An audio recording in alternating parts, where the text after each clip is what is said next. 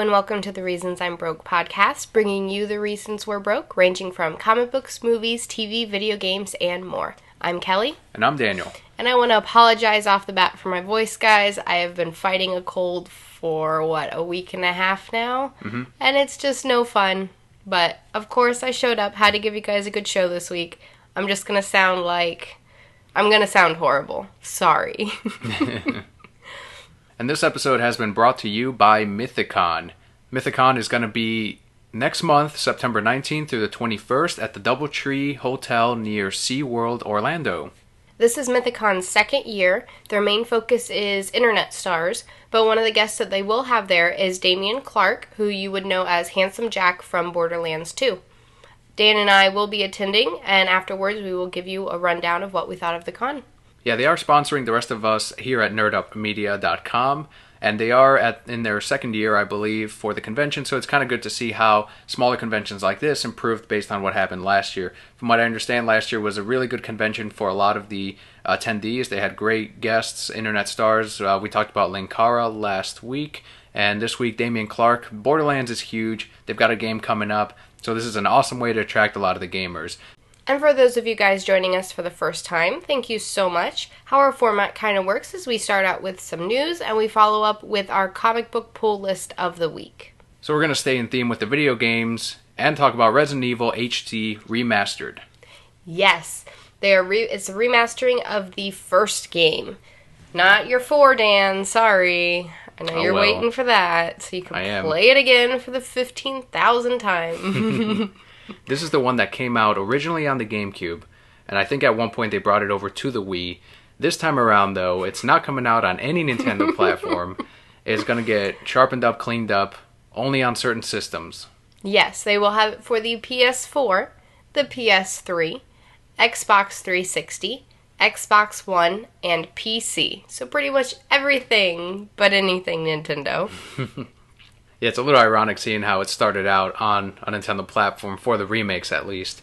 This one's going to get a 2015 release. Whoever was coming out with these is like, Nintendo's not doing well. We want to sell our video games. Bring it out on everything else. Most likely. But this is very exciting for a lot of fans. I'm more of a fan of Resident Evil 4. I like Resident Evil 1 a lot, but it's not a game that I ever beat. You're just like the helicopter man in 4. What was his name? I don't remember his name, but I was always sad at the very end when he died. I was like, there must be a way to save him. It was like Luis or something. No, you're thinking of the doctor. There was a doctor named Luis who ran around and came in at the last minute and saved you a couple of times, had the antidote to your disease. Yeah, then he it was was like best. Raphael. I don't remember that one guy's name. It was some Hispanic name. That's Luis, what I'm talking about. The helicopter guy was just a regular guy with sunglasses who came in and saved you a couple times, and then at the very end of it, he gets destroyed by the final boss. He's and like, no! And you're like, no, Luis! I'm naming him Luis. They killed my helicopter guy, and they killed Luis, so that gave me all the motivation in the world to take down this. That's probably why I've beaten the game 17 times. You've killed him again! Okay, Batman. Next up is some Pokemon news. We're talking about Pokemon X and Y North American special events. From August 13th to September 17th, you can download Heracross and Pinsir to your copy of X and Y. They come at level 50, which is great. Don't worry about Heracross, just get Pinsir. He's way cooler. Well, if you have X, you get Heracross. If you have Y, you get Pinsir. No! So enjoy your smelly Heracross. Why is he smelly? Because Pinsir's way better. Well, the only thing I liked about Heracross is way back in Silver. Is that when he showed up? That's when he got the ability to headbutt a tree and he'd randomly fall out all the time. I remember like 6 in the morning I'd sit awake and like headbutt trees till he fell out. Didn't really want him, but headbutt trees. And then if you head on over to GameStop from August 18th to the 31st, you get a code to receive the Heracronite is what it's called, or the Pinsirite Megastones. So this will get them into their super forms. Remember, you can only have one Mega Form per team. So if you're going to choose one of these, Pinsir. Make sure it's Pinsir. Make sure you have a copy of Pokemon Y, the better copy. Or I don't know, trick your sibling who has Y and be like, yeah, get this and then we'll trade. Mine's way better, but I want to make sure you have what you need to beat the game. Pinsir's lame. You don't even like him. You don't even know who that is. You Just weren't even born me. when he was released. Oh, that's so sad. Staying with the Pokemon news, the Pokemon trading card game, the next set after Furious Fists. So Furious Fist is coming out, I want to say, in about a week and a half. It focuses a lot on the fighting Pokemon. Mm-hmm. Phantom Forces is the name of the new one, and it is set to release on November 5th. This one is going to include Pokemon like Aegislash EX, Manectric EX, and Mega Gengar EX. Only one of those is a real Pokemon.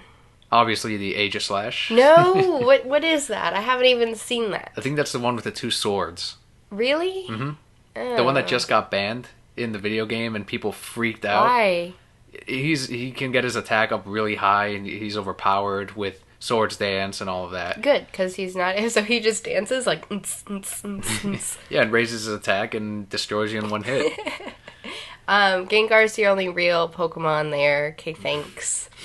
The reason I'm covering this one is, one, I'm running a Pokemon League now at the same shop I work at, but the Phantom Forces, it's mainly a Psychic set, so I play Psychic. I'm thinking I'm going to get one of these boxes. And Ghostas. Or try to get a Gengar at least. Yes, definitely get the Gengar, because he's the only real Pokemon there.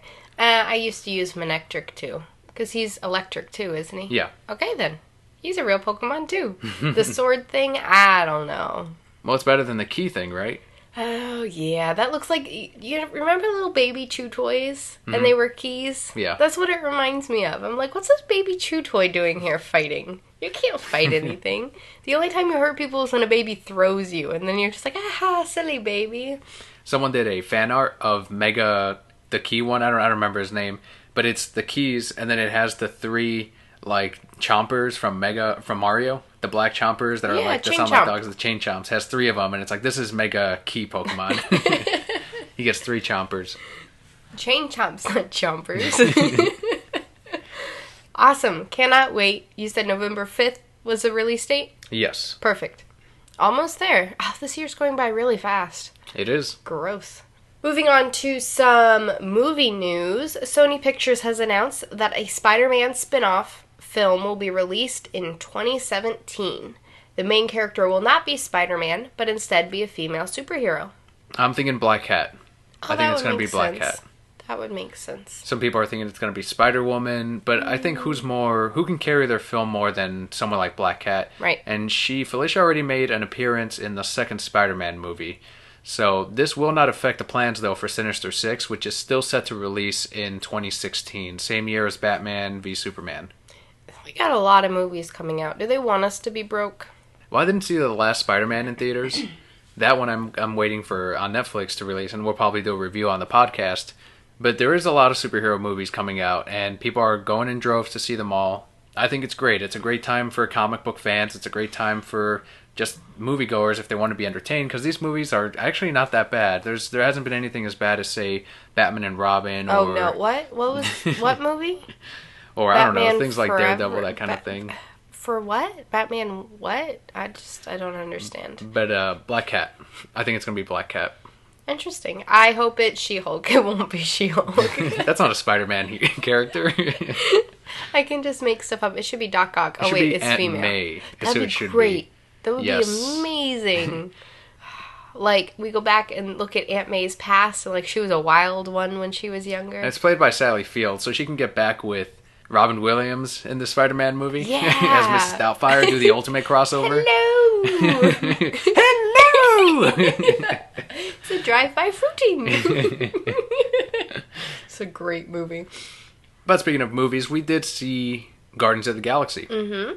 Yes, we went to a 10:40 showing last Friday, because I guess they don't do midnight showings anymore. They make way more money if they do a showing at 7, at 10, and at midnight. But it's so much fun to be like, oh, I'm here at midnight. Like, I'm seeing this before anybody else. It feels like I'm cheating. Well, speaking of, I was at the comic book shop the same day, working as the Guardians of the Galaxy. Uh-oh, soapbox. So the movie was not out yet. Mm-hmm. All right, it was like 6 at night, and I was just putting away some back issues, and in come strolling two guys talking about Guardians of the Galaxy. Oh, and guess who shows up at the end of after the credits? I'm like, shit. And he ruins it. He tells his friend exactly who shows up at the end of the credits. and I'm just frustrated. I I was just in defeat, like over the back issues. My body was just laying on them as I just got shot. You flop down. Your arm has to be like behind you at an odd angle, like in Batman. Ragdoll physics. Yes. Yeah, that's exactly what happened. I was just so upset. I'm like, the movie's not even fucking out yet.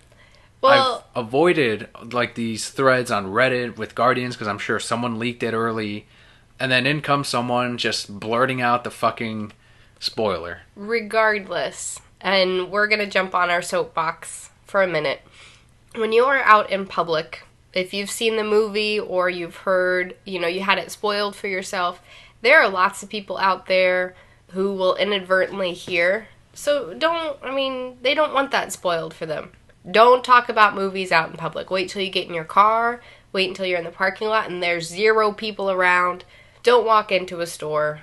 Here's the problem with that, though. People come into the comic book shop and they want to talk about that comic book movie. Like, you figured they're talking about it on their way down from, like, a movie theater or outside the movie theater.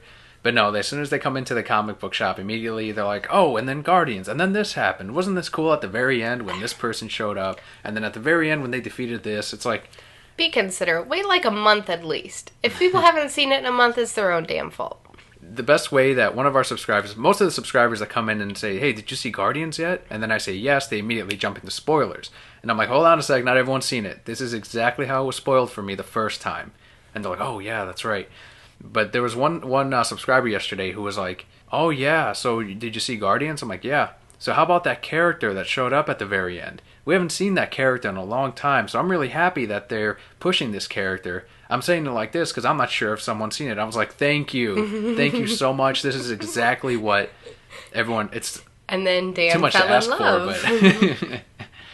So it's kind of like Rick from Those Two Jerks podcast. You can find him here on nerdupmedia.com, part of our network. He says, and this is exactly what he did. I witnessed it. He was like, oh yeah, I saw Guardians. It was great. It was a lot of fun. So this is your total. Like, just to immediately cut off the conversation so that they didn't go into the spoilers and all of that. And that was the smart way to do it. Now that we've stepped on our soapbox, we can actually get into what we thought of the movie. Yes. I'm going to go ahead and start. I have never really read any of the characters. I saw them in that Silver Surfer a couple weeks ago, and I'm like, what are these sillies doing here? You're not part of Silver Surfer.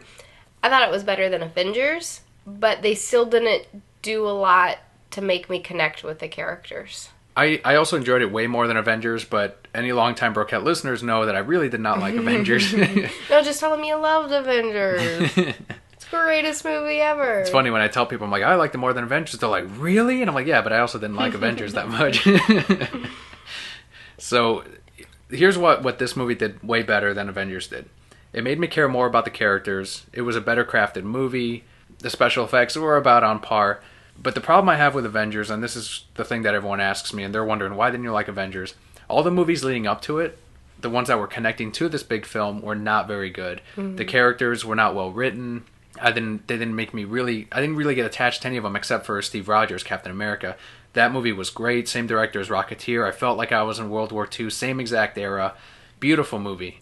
So when I'm watching Avengers, he's the only character that I'm really connecting with, and even then, they changed him a bit. He's next to these other superpowered people, but he's not really as imposing as he is in the comics, where he's truly a leader, plus he has that silly outfit on that they changed. So I couldn't really take him seriously. There was a brand new Hulk, and I'm like, okay, so you're introducing another character, not Edward Norton, I understand why, but, it's just all so sudden. Black Widow, all these other characters. But then you get to Guardians, and they take their time, and each character does have something. They're all misfits put together in a team. And that's why an audience member such as myself, who likes to explore what the characters are doing, what they're about, this is why I connected more to, Rocket and Groot and Drax and all of them.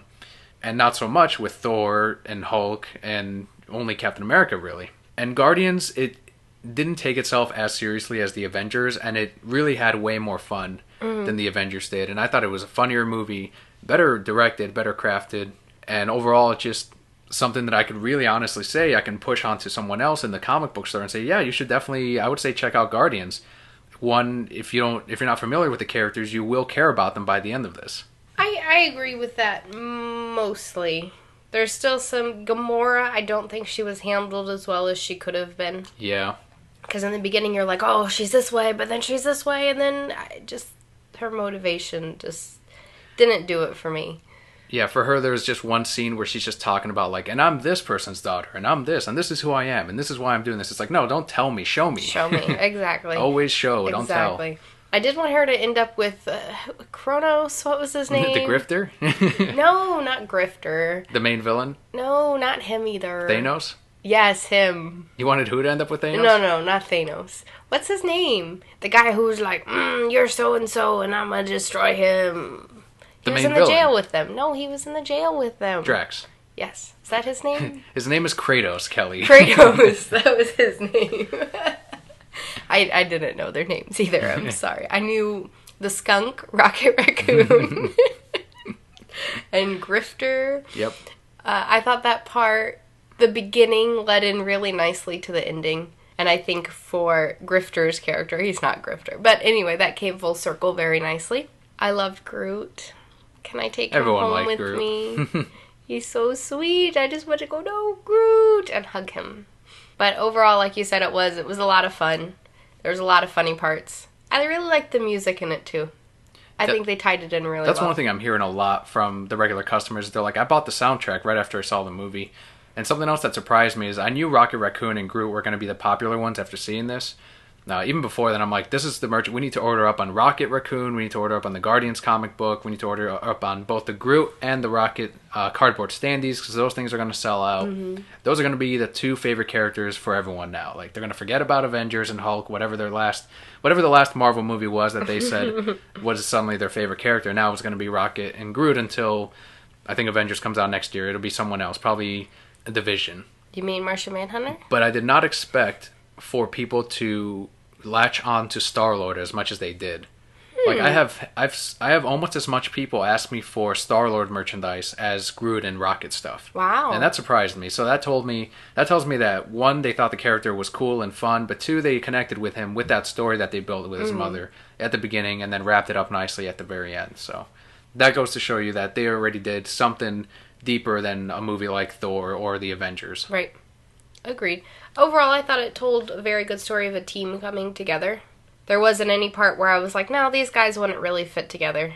Because they did weave that in very nicely. There was one scene near the end when they're all sort of agreeing to go on this mission that's going to be like the end-all be-all. And then Rocket, who makes a lot of sense in not going through with this, he just decides, oh, well, fine, I guess I'll go with it because I have a short lifespan anyway. It's like, it was a little too... Dan, have you never been in school? Peer pressure.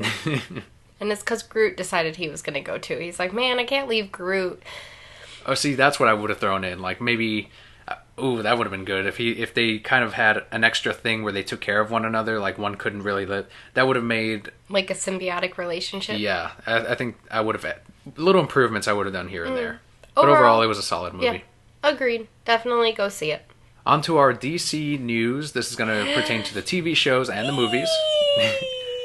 This one we found out about yesterday. Young Justice will be crossing over with Teen Titans Go. Yes! In a special episode coming up. I'm so excited. No date has been given yet. Like two of my favorite things together. Most of the people involved in Young Justice, the producers, the voice actors, they said that they haven't been told about this crossover yet and that they won't be involved in this.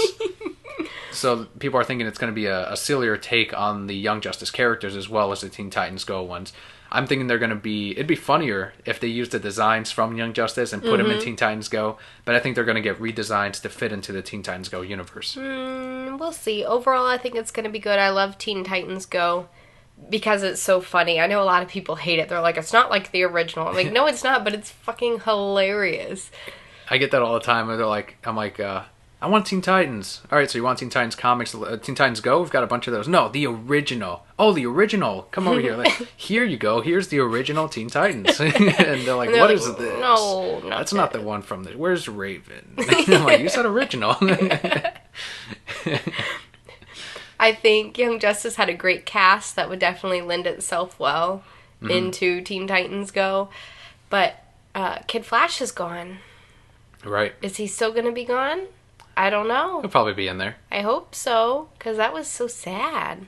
I think they want to see how people react with this crossover, because they've now recognized that there is still this fan base for Young Justice and this outcry for people that they want this show to return. Mm-hmm. So them doing this crossover alone is great news. I think it's a good sign for the show eventually returning. I've grown to accept that Green Lantern, the animated series, will be gone forever.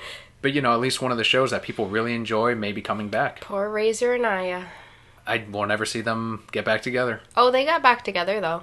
She's out there. He'll find her. He's a Blue Lantern Write that fan fiction, and we'll have someone draw it up. I wish. I have a great idea for it. It just... You know, when do I have time? Mm-hmm. Stupid thing called being an adult, and there's work, and then you want promotions at that job, and it's just... It's horrible. Guys, don't grow up. Most of our listeners are probably in their 30s anyway, so they're like, what are you talking about? It's too late for us. They're like, she's right. I shouldn't have grown up. So, now into the news that I really wanted to talk about here. Batman vs. Superman, Dawn of Justice. The date has been moved to March 26, 2016. Originally, this was going to go head-to-head with Captain America 3, or 2. Yeah, it is 3. Captain America 3. They moved it up a couple months to March 26th. Who said that they were going to move? One of these two was going to move. You did. I did. You called it.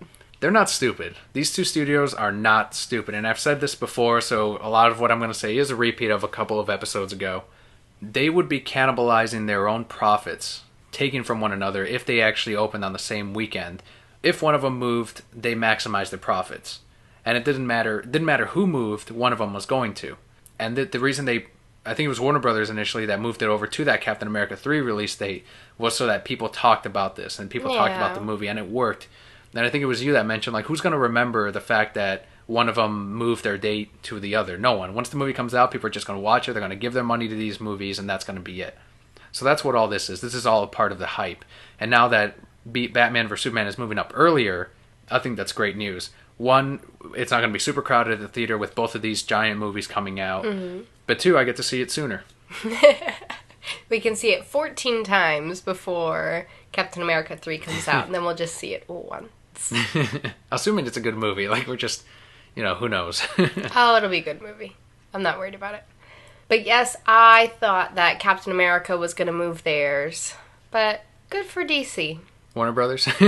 Yeah, them too. Warner Brothers. But with this news, they plotted out some dates for more DC movies, very similar to what Marvel did with theirs. They also plotted out some dates. They haven't revealed yet what movies these are, but all of these dates here are about 2 weeks before or after a Marvel release. So they moved theirs based on what Marvel is releasing. Oh, you guys. They just want us broke. That's all they want.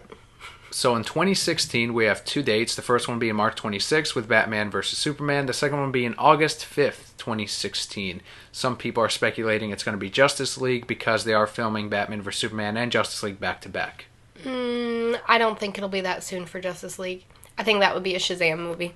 I hope so. I really want a Shazam movie. Okay, next. I will be a speculator and tell you what all these movies are going to be. The following year, in 2017, we got the dates of June 23rd and November 17th. I think one of them will be a Wonder Woman movie, and the next one will be a Batman movie. Okay, next. 2018, we got March 23rd and July 17th. 2 Batman movies. And for 2019, we got April 5th, June 19th, and November 20th. One is going to be a notebook-like movie featuring Superman and Batman, written and directed by Superman, and acted. He's going to act as everybody, too. Another one will be another Batman movie. And hopefully a Martian Manhunter movie. Well, most people are saying there's going to be that one leaked schedule where it's Flash and Green Lantern together, Aquaman, Wonder Woman, and then the Man of Steel sequel they're saying will be out in 2019. I can't wait till they release all of these dates and let us know exactly what movies they're working on. I don't think we'll get them till next year, but little by little we're just getting more information. I think it's great. I want Warner Brothers to be listening to this and hear my speculations be like, we have to do that. That's what the people want. And I'm like, yes, this is what the people 5 want. Batman movies. A Superman Loves Batman movie. I'm okay with a Wonder Woman and a Shazam and a Martian Manhunter in there. something that just got revealed this morning is that Jeffrey Dean Morgan is rumored to play Thomas Wayne in Batman vs. Superman. This is the same actor who played the comedian in Watchmen. He did a good comedian. I think he could do good as Thomas Wayne, too. Can I play Martha Wayne? If you want. Call them. Tell them I need to be in this movie. Ignore the fact that I look way too young. I was joking on Twitter, like, Flashpoint confirmed. They're going to reboot the universe right after this movie. That'd be so cool. Okay, I am always looking for new cosplays. Do I ever really do them all? No, because I don't have time to learn how to make these costumes.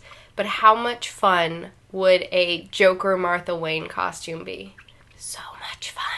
That would be awesome. I haven't seen that yet. I've seen, like, female Heath Ledger design Jokers, but I haven't seen a Martha Wayne one yet. It would be so cool. So now you just have to beef up and play Thomas Wayne Batman. Mm-hmm. And then I'll play Martha Wayne Joker. It'll be great. With this news, at Dark Knight, Drew wants to know, what are our thoughts on the division between the Marvel and DC fans? Hashtag can't we all just get along? The reason he brings this up, because if you look at any of the comments on any bit of news on this move, on this date move, people are saying, Marvel wins again, and fuck DC, DC blinked, blah, blah, blah. What is with the division between these two?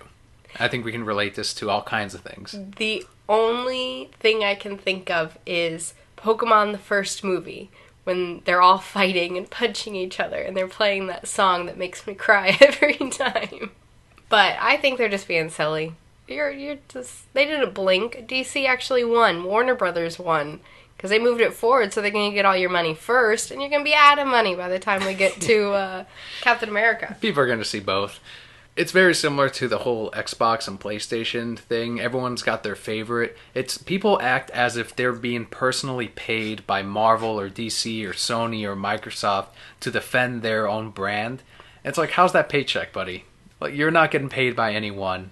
Just enjoy whatever silly electronic toy you choose to go with, like I've said before, or whatever funny books you decide to read with the favorite characters that you have. Us personally, we're more DC. It's very clear by now. You know, DC and Marvel are just both rolling in their stacks of money like, yes, talk about us. Because, yeah, they don't give a shit. They don't care about people defending their own company. It doesn't matter to them. They're just making money. It's the people getting aggravated and getting stressed over nothing. Mm-hmm. Like, it doesn't affect you any if someone watches a Marvel or a DC movie over whatever property you prefer. It doesn't affect you. And a lot of times when people tell me, like, oh, I have customers come in all the time, Marvel or DC, and it's like, whichever one you like. It doesn't matter what I think. Mm-hmm. Whatever characters you enjoy. They're both very different, I feel, so it's whatever appeals to you more. Do you like more silly magic things like Marvel or really cool Batman things like DC? But these two worlds do have very different feels, and that's great because that's what makes them both so successful, and that's what keeps people coming back to be those quote-unquote true fans of one company or the other. Right. People may wonder why we prefer even the DC movies over the others. Obviously, the properties relate more to us. I think Gail Simone put it very well in that she said that the Marvel movies are a little bit more about the entertainment factor and the fireworks and all of that, whereas DC movies explore the human side or the characters. They're about the feels. Yeah, they explore more the characters. They unravel what they're about in the superheroes. Mm-hmm. And I retweeted it. You can find it on there. And it's very true. You can see that with Guardians as well. That's why I liked Guardians more than Avengers, again, because they tried to do more of that human exploration of the characters that normally you get from the Batman movies. Mm-hmm. Overall, it's just something for people to talk about. Yeah, if we're complaining about if people are arguing about two comic book companies, then we've got it pretty easy. Yeah. Like, let's be honest. First world problems. Yes, exactly. So moving on to some comic book news here. This week, Amanda Conner from San Diego Comic-Con, she put up this post from Jimmy Palmiotti as well, saying exactly why they don't do any more sketches at conventions. Amanda Conner did 2 sketches at San Diego Comic-Con on the Harley Quinn blank cover, and one of them immediately went up on eBay for $200. Asshole. Ruin it for everybody. And Jimmy said, this is exactly why we're not doing any more sketches at conventions. Mm-hmm. And I don't blame him. I don't blame him either, and I'm not upset at them, and go down there. It's their decision, and I would do the exact same thing. Because they only have so much time and when they think they've screened out these to people that are truly their fans, and then they turn around and sell it on eBay, they're like, fuck, this is just someone trying to make some money. Right. And not actually someone that would have enjoyed Amanda Connor's sketch. Well, and the thing about Jimmy and Amanda, we've met them several conventions now. They are great people. They're so nice. They're willing to take the time and talk to you. And, you know, kind of, they make you feel like a person and not a number, if that makes sense. Not just, oh, this is the 500th person to come through my line. These are Dan and Kelli who came through my line, who, you know, have been through whatever to get here today. And by doing that sketch for that person, how many people did they miss out on being able to make that personal connection with? Right. And so I totally don't blame them. That was a really shitty thing for that person to do. So there you go. That's why she doesn't do sketches at conventions. You see her with that sign all the time saying, sorry, no sketches today. Mm-hmm. And this is why. Yeah, don't blame them. But they're still great people. Go meet them and talk to awesome. them. They're at MegaCon every year, and they are so funny. Some of my best moments from last MegaCon was when we were talking to Jimmy, because he's a really funny guy. He's hilarious, yeah. Next up, Sideshow has added Wonder Woman to their list of premium format statues. I got to see a picture of this earlier. I am not impressed. You're not impressed by it? I'm not. Her face looks like a man. All right. That's fair enough. That's a good criticism. Her face does look kind of mannish, but the rest of it is the quality that you would expect from Sideshow. Like, you get the actual clothing on the statue, you get the base that goes with it. Yes, but I'm not going to cover up her face. That's the one bit, yeah, that they did kind of screw up on. I don't know when we actually see it, if maybe it'll look a little bit better, or maybe they'll change it a little bit. It might have been the angle or the lighting, because they did do a side profile, and it looked a little bit better. But the straight on, just the way they did the chin, and, you know, when I think of Wonder Woman, I think of a gorgeous Amazonian who just happens to be really tough, not a man with a woman's body. I'm Wonder Woman.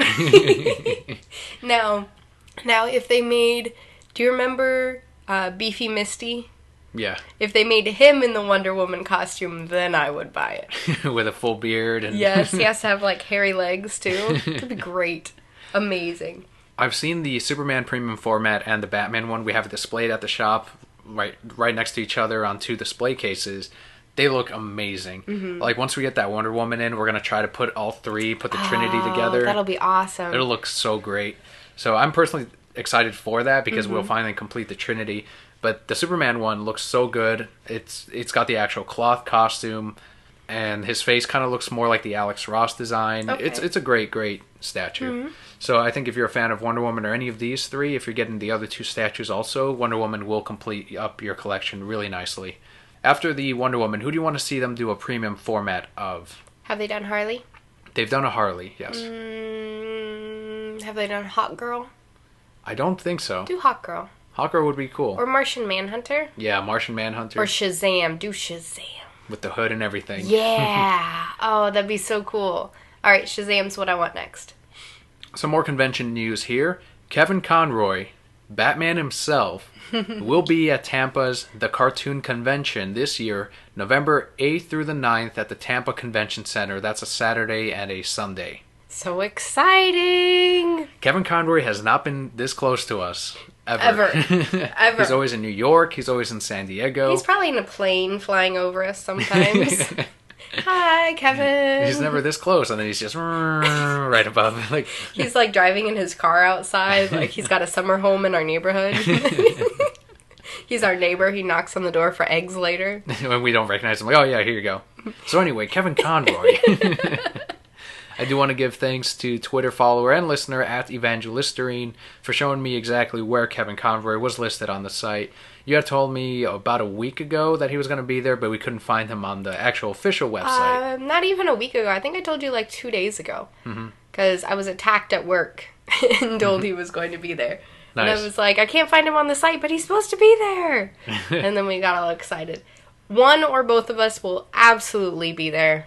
I don't know what my work schedule is going to look like. When I see him, I'm going to get if the Batman the Animated Series figures are out by then, I'm going to get the Batman one signed by him. And I'm also going to get my arm signed where the Batman animated series collage of tattoos I have are, and then I'll get that Kevin Conroy tattooed right in that space next to Two-Face. Perfect spot. That'll be awesome. So cool. Like, go to the convention and have my appointment ready right afterward. Get it tattooed. Done. Go to work the next day. You're definitely going to have to, like, record him or something, though, because I'm so sad that I'm probably going to have to miss out on this. If some of these voice actors charge, like, $50 or $100 to do, like, a sound bite or whatever, I'd definitely buy one for Kevin Conroy, because when's the next time I'm going to see him? Be like, this is the reasons I'm broke. Yeah. Like, you're not broke, Batman. Listening. What can he spoil for us? Like, now that I'm going to see him, I'm going to ask him about Batman versus Superman. And see what he knows about it. You're so funny. And at the very end, the Sinestro Corps will come to Earth. Oh, thanks, Kevin. And then what else? And they're going to fight them in the next Justice League movie. Yes! He wouldn't know about that, though. He's not in the movie. And he'd spoil it. And then that would be me as Ash in between the Justice League and Sinestro. Like, stop fighting! And then I get turned into stone. Why can't we be friends? Why can't we be That wasn't friends? the song. I know it's not. It was, brother, my brother. Go back to We Can Be Friends. Why can't we be friends? That one's better. So I'm going to be there at the convention. I can't wait to see Kevin. Mm-hmm. Maybe a couple of other members from Nerd Up Media will be there as well, and we'll be sure to tweet and talk about it on Twitter and Facebook. Watch, like, all 2 of our listeners tell, like, 50 of their friends, and now the convention's sold out by the time you get there. No, I never meet Kevin. Aww. That's going to be the first and only place I'm going to go, like, right as I get there. After I get that signed and all that. You're going to camp there all day. I'm just going to be like, what do I do now? Like, who cares about these other guys? There's also, okay, let's talk about the other guests. Kevin is great. Sure. Kevin's the best. Kevin's, like, the only reason we're going. To be there, yeah. But Paige O'Hare, the voice of Belle, is going to be there also. Yes. Really excited for that one. You're going to have to get something signed. Our Blu-ray. Mm-hmm. Yep. We have the voice of Jasmine is going to be there. Supposedly, so they have this big banner of all the people. There's, like, Hey Arnold people on there and stuff like that, too. So we'll see. I'm sure as we get closer, they'll start confirming more guests. Like we said, it's a cartoon convention. So, you know, if you're our age, all those shows from the 90s, they're going to have voice actors from there, which is really cool. Yeah, I checked on their site. It says the cartoon convention, and then it has like a big banner for Billy West from Futurama, and then it has like the rest of the characters. I'm like, it should be like the headline banner should be Kevin Conroy will be here, and then a tiny like at the cartoon convention, Tampa Comic Con, like, but Kevin Conroy will be at this location. They don't want to announce it too much because then they'll get too many people. True, kind of like MegaCon did with The Walking Dead. Mm-hmm. Oh, MegaCon.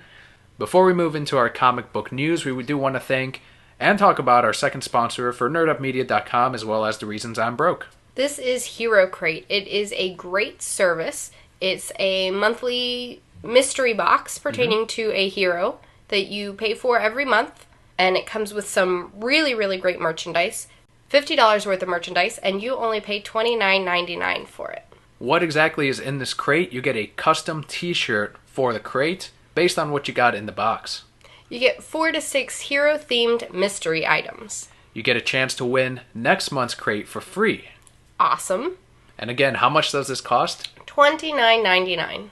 $29.99. If I get one of these crates, do I have to pay for next month's as well? Nope. Do I have to pay for a year of crates now? Nope. So I get to choose when I want to pay for my crate. Mm-hmm. What if I want to cancel my crate? Will I get a fee? Nope. No fees, no subscriptions. That's how you do this kind of thing. Awesome. You see a lot of other services similar to this where they have their own crate type of service.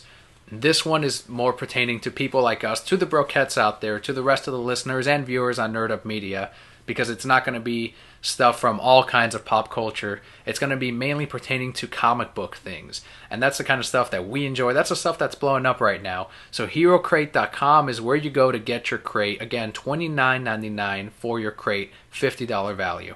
And with that, we are finally going to move into our comics. It was a smaller week this week, but we do have a great mix. We have Marvel, and then we're going to go into DC. Yeah, no indie books this week. Weird. We're going to start off with Miles Morales Ultimate Spider-Man number 4. This is written by Brian Michael Bendis with art by David Marquez, and colorist is Justin Ponser. First off, let me say this is my favorite cover this week. Mm-hmm. It's got Peter Parker Spider-Man and Miles Morales fighting one another, and it symbolizes everything in the book. If you read it last month, you'd know that Peter Parker somehow returned from the dead. It's comic book death. Comic book. But he's going up against the Green Goblin again, in the same spot where he initially died in the Ultimate Universe, except this time Miles Morales is there to help him. The Green Demon Goblin. The Green Demon Goblin. And we don't know yet how this is possible. And this is the mystery that Brian Michael Bendis is kind of unraveling for us. Does this mean Ultimate Spider-Man will return to get his own book and Miles will be his own standalone? I'm personally loving Miles. I'm enjoying everything that Brian Michael Bendis is building in his life. And it's already my favorite Spider-Man. Mm-hmm. I agree. This is actually my pick of the week. Very nice. This is so cool. Yeah, okay, go ahead. The parts with Peter and the Green Goblin, okay, cool, whatevs. The part that got me was, so if you remember last month, Miles told his girlfriend, hey, BT Dubs, I'm Spider-Man, and she ran away crying. We find out why in this book, and it's cray-cray. Really heavy. Mm-hmm. A lot of human elements in this. And I really liked it too. Ultimate Spider-Man number 4. If you've been reading the Ultimate comics up to this point, if you're reading the other ones, definitely do yourself a favor and pick up Spider-Man. It's the one that's been the better of all the Ultimates books. There's been Ultimates, Ultimate Spider-Man, Ultimate Fantastic Four, all of these, and the one that has gone on the longest and been the best book out of them all has continued to be Spider-Man, and it continues to do that with number 4 here. Mm-hmm. Yep, leading up to some really, really amazing things. Cannot wait. My pick of the week. My runner-up for pick of the week is She-Hulk number 7, written by Charles Soule, art by Javier Pulido, and colors by Munza Vicente. This was a really good book, too. We get to see Ant-Man, which was the first time I saw him, and he was kind of silly. He's getting his own movie, too. I know. I'm so happy Javier Pulido is back. Like, I don't remember the other artists for the last couple of issues, but it was rough. Mm-hmm. Very rough to go through. But he's back. The colors are clean again. All the lines are nice. She-Hulk looks pretty again. That's right. And this one, I don't like cats. And in this one, they fight cats. So I'm like, yes! The ultimate villain. We get to see some conflict between She-Hulk and Hellcat. That's true. And I think that's going to lead to something bigger later because it wasn't really resolved. Right, and they do build a friendship up way more in this issue, and I'm liking both of the characters together way more than initially. Yep. And She-Hulk number 7 is actually a standalone story, so if you're looking to jump in at any point to the She-Hulk story, you can jump in with number 7, and it's a good issue on its own. Next is Superior Spider-Man number 32, Edge of the Spider-Verse tie-in. This is written by Dan Slott and Chris Duskage, with art by Giuseppe Camuncoli and Adam Kubert. And finally, the colorists are Antonio Fabella and Rain Barreto. My pick of the week. Your pick of the week? Yes. It was almost my pick of the week. It was very good. So your runner-up for pick of the week. We didn't think there'd be another Superior Spider-Man book. Then we saw it in the previews catalog, and here it is. From the beginning, they caught me. They go back to a while ago when we were dealing with Spider-Man 2099 and all this stuff. And the very beginning of this book says, Superior Spider-Man, Otto Octavius, disappeared for 24 hours. This is where he was. Awesome. You got me. Yeah, this doesn't take place in the current continuity, in the current timeline. It takes place right before, I want to say, Superior Spider-Man number 19 is what the editor said. This book is $4.99 to give you a ton of pages, a ton of story, and it's all worth it. It's worth every dollar. Oh, it's a great story. It feels like Dan Slott jumped right back into the same persona for Doc Ock as Spidey, and it doesn't feel jarring. Like, you're like, oh yeah, this is exactly where we left off. And I loved it. It's Spidey. Someone is going through the Spider-Verse, every single version of Spider-Man. He's going through and trying to kill every version. And of course, the Superior Spider-Man figures it out and is now working up a plan to defeat this person. I'm sure if we cover another Edge of the Spider-Verse book, we'll talk about it then, but we do want to give readers a bit of a chance to see exactly what Doc Ock, Superior Spider-Man, is doing. It's awesome. They told a great story. They got me excited for the next one. And we get to see Doc Ock again. This is another way for him to kind of get his own book, I think, because he's already broken some of the rules here between time and space. So they can easily, like, after everything is resolved in Edge of the Spider-Verse, assuming Doc Ock makes it out alive, hopefully he'll get his own book. Mm-hmm. Yeah, I would love to see that. Only if it's written by Dan Slott, though. I would love to see him get a movie. That'd be cool, too. Be amazing. Forget this next Avengers movie. Let's make a Doc Ock Superior Spider-Man. Is that the title? Yes. Doc Ock Superior Spider-Man. I've just spoiled the whole movie just in the title. So with that, we can move into our DC books. First one being Batman 66 meets the Green Hornet number 3 of 6, written by Kevin Smith and Ralph Garman, art by Ty Templeton, who we love, colors by Tony Avina. This comic still makes me laugh. It's so silly. If you want to see a book in which you want to see the sidekicks go at it and see who the better one of the two is, it's all answered here. Mm-hmm. What happens when Robin and Kato fight? We get to see more of the Joker and Gumface. And they're running around being silly. And Batman uses his cheesy ways to discover what they're going to do next. Someone says something, he's like, "You've done it again." I'm like, you thought of that, Batman. You connected the dots, but okay. Make Robin feel special. Make him feel useful. But for this one, they're not quite working together yet, I would say, because Batman still views the Green Hornet as like, he's like, "Oh, you criminal piece of shit." Like, he could have said that in the book. And I think there's still 3 issues left. I think near the end, they're both going to sort of, Batman will realize that the Green Hornet is actually on the side of justice and not just a criminal. So it is fun what they're doing with this. That's all it is. Simple fun, fits with the TV show, and still a great book. Mm-hmm. Next, we have Detective Comics number 34. This is written by Brian Buccellato and Francis Manipool, with art by Francis Manipool. Okay, don't get mad at me. All right. This is my pass of the week. Okay. Why is this your pass of the week? Because I was confused by the end of it. I felt there was so much going on, and I felt that it wasn't told in a way that was easy to follow. I know exactly what you're talking about, and I'm relating that to the next book that we're going to review because of Future's End next month. I felt like these 2 books, Detective Comics and then the next one, which is Grayson, both ended abruptly because Future's End is coming up next month, and for that one, they're jumping into the future 5 years, I believe. So like, okay, well, let's just wrap up this story, do the one-shot, and then move on to the next arc. And I didn't like that. Like, I understand that they didn't want to break up this Icarus storyline, but they were building this up to be like some great stuff. Like, we really enjoyed the last couple of Detective Comics, and we're talking about how great it was that he was going back into the detective work. Mm-hmm. And then for here, everything's sort of like, oh, and we're done. Future's End. I didn't like that. Right. I thought the last one ended great with Batman and Bullock. Mm-hmm. And then in this one, it started out great where they had that, kind of understanding.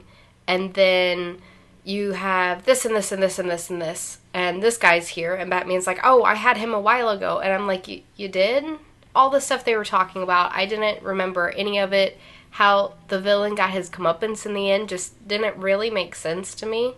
Right. I felt like there was no real justice in it. I'm not going to say it's my pass of the week, because I did still enjoy the interactions between Batman and Harvey a lot. Harvey Bullock is one of my favorite characters in the Batman universe. And then at the very end with Bruce and Aguila, same thing. He relates very much to what she's going through, not only for him being Batman, but because he's also had a couple of Robins that very much reflect with this new character. Mm-hmm. And I still thought the artwork was great. You get to see the same bat suit that he used in the Court of Owls. Mm-hmm. So there's some good action in here, but as far as the story goes, it was a little rough. Mm-hmm. And that leads us to the next one, which I enjoyed it a little bit more than Detective, but it was still very similar. Grayson number 2, written by Tim Seeley and Tom King, art by Mikel Janin, Guillermo Ortega, and Juan Castro, with colors by Jerome Cox. I like this one much better than Detective, I think mostly for the interaction between Grayson and Batman. And then when they would have those moments, because if you remember, they've killed off Grayson, technically. Mm-hmm. Everyone but Batman thinks he's dead.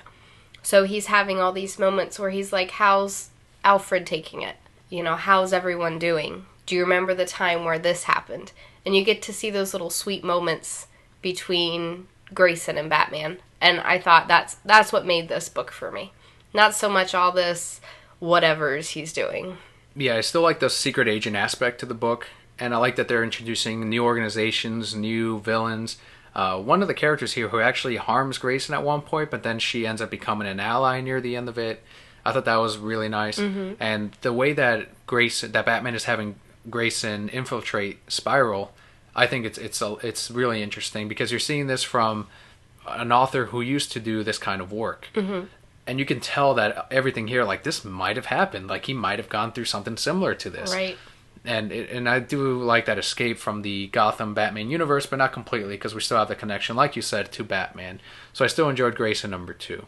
And our final book of the week is Tiny Titans Return to the Treehouse number 3 of 6. This is written by Art Baltazar and Franco, with art by Art Baltazar. You are giggling so much reading this. I really like this Tiny Titans. It focuses on Shazam and Robin and the rest of the Tiny Titans.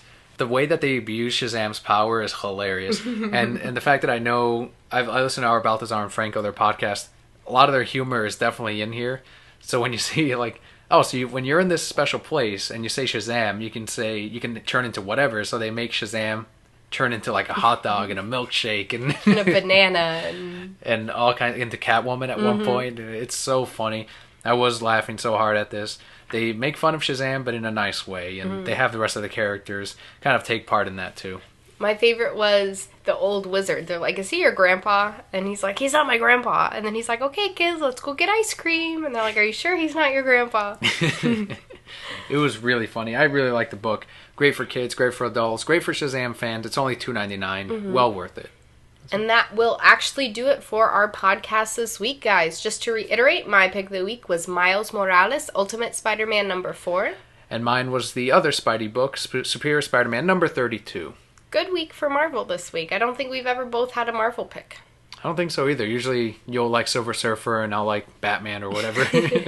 And my pass of the week was actually Detective Comics number 34. Dan did not have a pass of the week. Right. And we want to once again thank both of our sponsors, Hero Crate. Head on over to HeroCrate.com, and also Mythicon, the Orlando Comic-Con coming up September. It's coming up really fast, September 19th through the 21st. Cannot wait. Make sure to go ahead and check out the rest of our shows at nerdupmedia.com. You can check out other podcasts such as Those Two Jerks, Let's Play channels like The Lazy Gaming Guys, a Bacon Blog, or the other comic book review. That gets me every time, a bacon blog. Can we do a tofu blog? I guess. Rick and I were talking about doing a crossover where we do like vegan bacon or whatever. Yes. Oh, that'd be so much fun. Okay, I'll buy it. I'll go to the store. And the Read Pile is also on nerdupmedia.com, which do video comic book reviews. If you guys are listening to us through iTunes, please leave a rating, a comment, a review. It helps other people find us. For a link to our Twitter page or Facebook, as well as Stitcher, another place you can listen to the podcast, head on over to nerdupmedia.com, click on The Reasons I'm Broke, follow, subscribe, like, review if you enjoy the show, tell your friends, let them know about the show if you laughed at all, if you enjoyed any part of this, or if you want to share any comments or thoughts on Facebook or Twitter, we'll respond. And if there's anything in particular you guys want us to talk about next week, definitely let us know on Twitter. We'll mention you in our next show and definitely tackle any issue that you'd like us to. Any issue. As long as it relates to comics? No, I think we should tackle any issue. We could be like mentors to the young. So in Gaza, let's So we want to thank all the Brokettes out there for listening. I'm Daniel. And I'm Kelli. See you next week.